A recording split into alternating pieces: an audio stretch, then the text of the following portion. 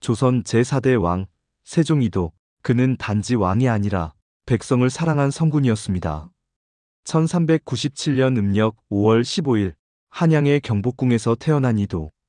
아버지는 태종 이방원, 어머니는 원경왕후 민씨입니다. 이도는 셋째 아들이었기에 처음부터 왕위 계승의 가능성은 낮았습니다. 하지만 그의 삶은 조용하고도 깊은 울림을 품고 있었습니다. 그는 어린 시절부터 유독 학문에 몰두했습니다.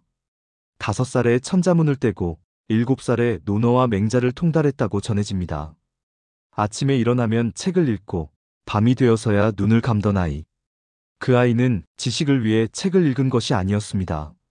세상과 사람을 이해하기 위해 읽었습니다. 이도는 1418년 22세의 나이에 왕위에 오릅니다.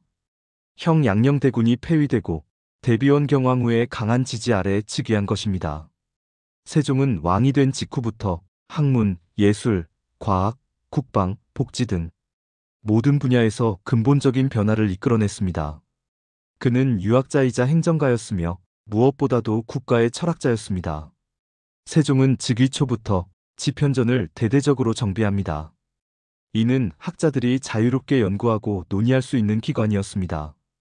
정인지, 성삼문, 박백년, 최만리, 이계, 김종서 같은 쟁쟁한 인재들이 모여 조선의 정신을 키워냈습니다.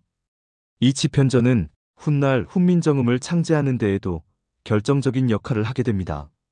하지만 훈민정음, 즉 한글의 창제는 결코 쉬운 일이 아니었습니다. 1443년 세종은 드디어 백성을 위한 글자를 만들기 시작합니다. 기존의 한자는 중국에서 가져온 것으로 우리말을 제대로 표현하기 어려웠습니다. 게다가 일반 백성은 한자를 익힐 기회조차 없었습니다. 세종은 이렇게 말합니다. 어리석은 백성이 말하고자 하는 바가 있어도 마침내 제 뜻을 펴지 못하는 자가 많다. 세종은 그들을 위해 28자의 훈민정음을 만듭니다. 백성이 쉽게 배우고 자신의 이야기를 직접 쓸 수 있는 글. 그는 학자가 아니었습니다. 하지만 그 누구보다 언어의 본질을 이해했고 그 누구보다 백성을 이해했습니다. 훈민정음은 당시 지배계층의 거센 반대에 부딪혔습니다. 백성들이 글을 안다면 질서가 무너질 것이라는 말까지 나왔습니다. 하지만 세종은 물러서지 않았습니다. 글자는 곧 사람의 권리라고 믿었기 때문입니다.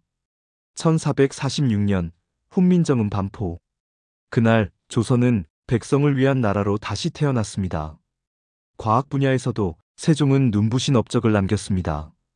장영실을 발탁하여 자경루, 앙부일구, 혼천회 같은 정밀한 과학기구를 만들었고 치구기까지 제작하여 농사의 질을 높이고 백성의 삶을 더 풍요롭게 만들었습니다. 그는 천문, 역법, 음악, 의학에 이르기까지 국가 전체의 기초 시스템을 다져 조선이 500년을 이어가는 기틀을 세웠습니다. 그리고 가장 가슴 아픈 이야기가 있습니다. 세종은 건강이 좋지 않았습니다.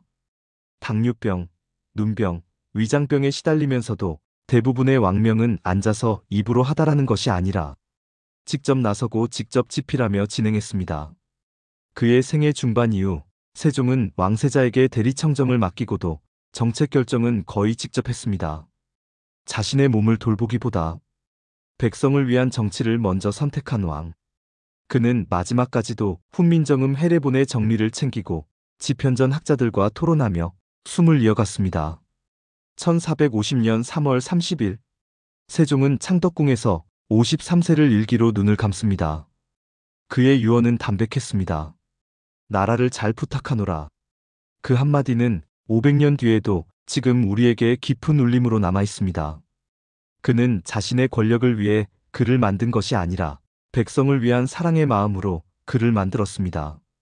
그 마음이 있었기에 지금 우리가 이렇게 말하고 이렇게 글을 읽고 이렇게 삶을 나눌 수 있습니다.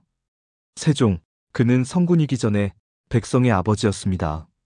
지금 우리가 누리는 말할 수 있는 권리는 그가 생의 끝자락까지 붙들고 지켜낸 선물입니다.